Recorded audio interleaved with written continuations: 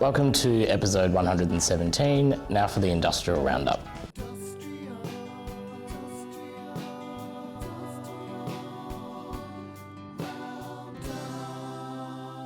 For health professionals, the focus of this week is to finalise the surveys for the EBA reference group and continue with the review process of the EA.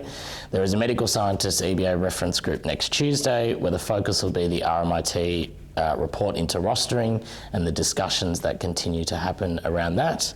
For mental health, we'll be attending a CWMS meeting on Tuesday. For health and allied, there is an EBA reference group next Tuesday as well. Finally, just a reminder for members to join the VHIA Yammer app. This is a way for members to stay up to date with VHIA communications and will be particularly helpful for the next round of EBA negotiations. Now for the weekly update.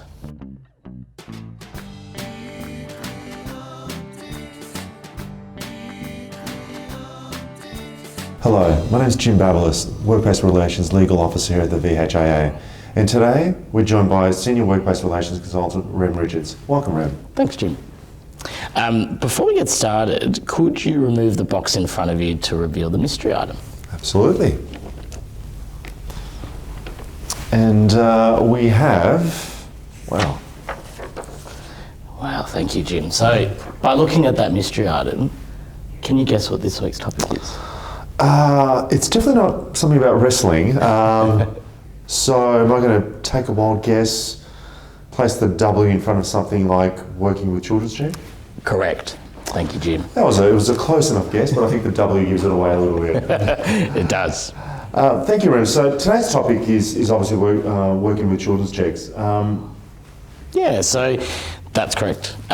We regularly receive queries relating to working with children's checks. Specifically, they fall into two buckets. I think primarily our queries are about existing employees and whether they are required to have a valid working with children's check. But then it also fits in the bucket of prospective employees and whether they are required to have a valid check. So the other part of the topic will deal with the options when a working with children's check is referred for assessment and when it comes back with a negative result.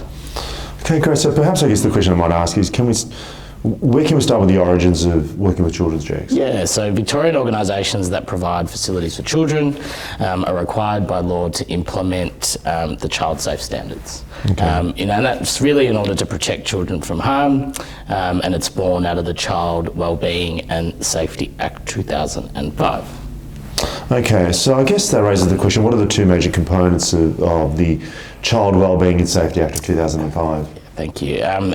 So really the two major components are reportable conduct scheme and the child safe standards. Okay.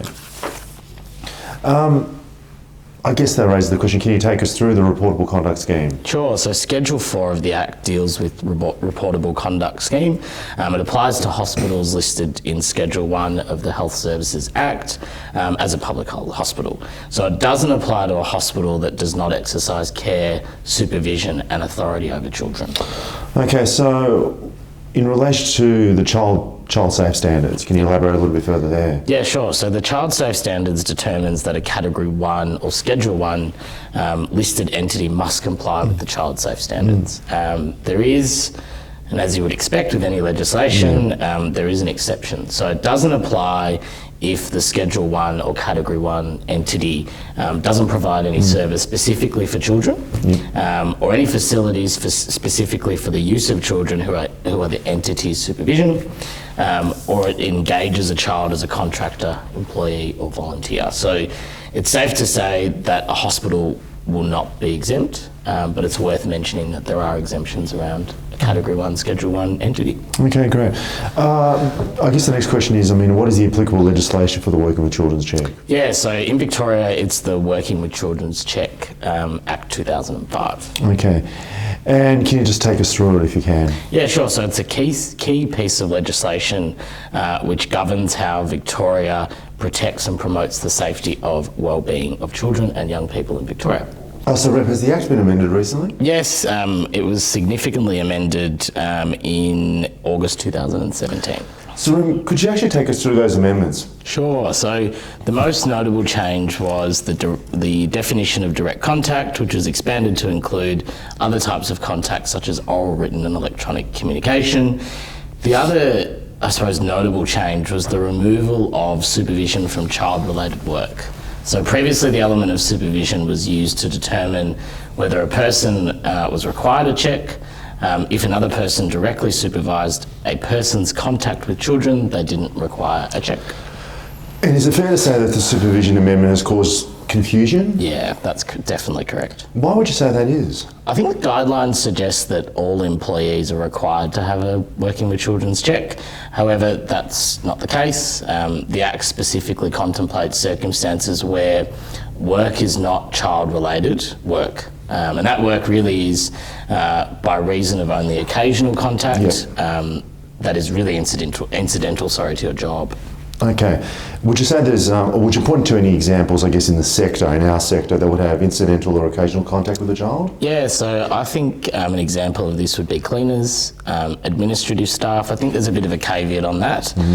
Some administrative staff might actually have a lot of contact with children, so it really is isolated to those where it's incidental and occasional, and maintenance employees. So I guess that raises the question, I mean, does the Act itself define direct contact with a child? Yeah, it does. So the Act defines this as meaning any contact between a person and a child that involves physical contact or face-to-face contact, contact by post or other written communication, contact by telephone or other oral communication, and finally by email or other electronic means. I mean, it's a pretty extensive list just there. Yeah. So great. I mean, in terms of child-related work, I mean, does the Act actually define this? Yeah, it does. So child-related work is work which is at or for a service, body or place that usually involves direct contact with a child.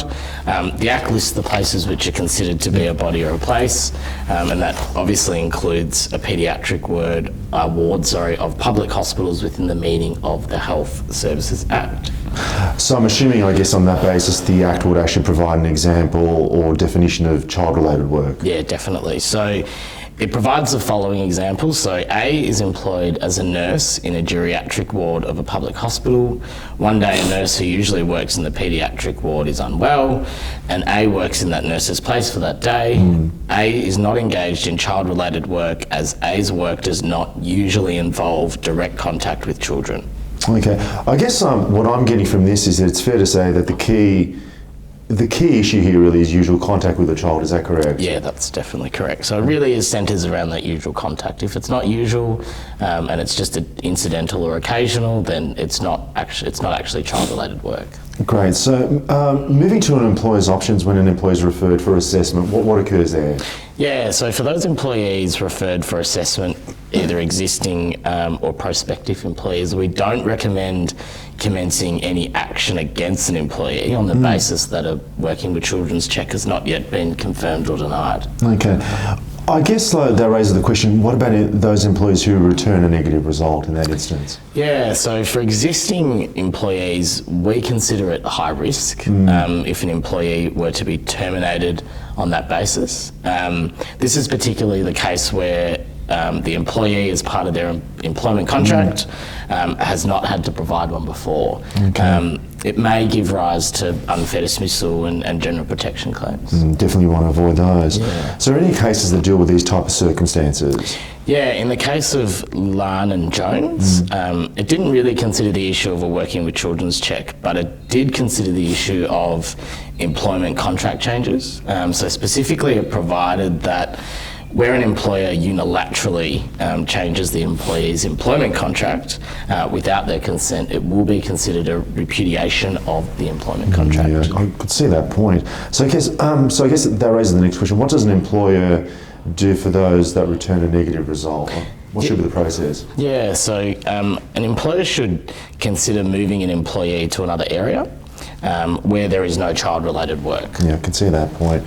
And can an employer suspend an employee who's unable to provide a valid working with children's check? Is that an option? Yeah, so probably similar to an employee who returns a negative result, we consider it to be high risk. So additionally, we are of the view that commencing disciplinary action with an employee who's unable to provide a valid check would be outside the scope of the relevant EBAs that cover their terms and conditions. Okay, so it's fair to say that requiring a working with children's check of existing employees, particularly those that have never had to provide a valid check, has its challenges. Is that right? Yeah, that's correct. There's certainly issues for an employer to consider. I guess that leaves the issue of prospective employees, really. Can we require prospective employees to have a valid check? Yeah, absolutely. So that's probably what we would recommend. So we would recommend employers make it a requirement of potential employees to provide the valid check as part of their pre-employment process or check, rather than the post-employment process, which we think there is too much of a high risk, and it would, would certainly think it would go some way to being considered a repudiation of their contract. Can employers require, I guess, prospective employees to cover the costs of the actual working with children's check? Is that an option? Yeah, so as long as it is reflective in their employment contract at the commencement of their employment, we think that's possible. I guess a lot to think about, Ram. Very interesting topic, though. Yeah, thanks, Jim. Thank you so much.